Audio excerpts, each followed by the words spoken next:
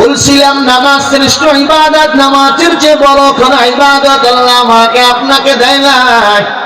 মায়ার নবী বলেন মান সাল্লাল বারদাইনে দাখালাল জান্নাহ।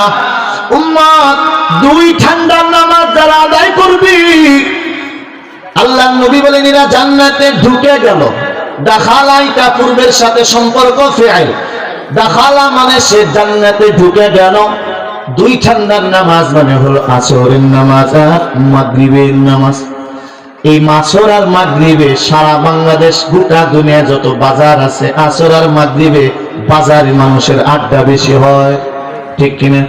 সারাটা দিন কাজকর্ম করো, এবার 3টার সময় দুপুরে খানা খাইয়া গোসল করে আল্লাহর বান্দা খাঁটি সরিষার তেল হাতে পায়ে মেখে সোনো পাউডার মাইকা কোট গাই দিয়ে হাত মুজা পা মুজা লাগায় বাজারে যায় বসে বসে চা খা, আর পাশেই মসজিদে আজান হয়, আল্লাহর বান্দা মসজিদে আসে না।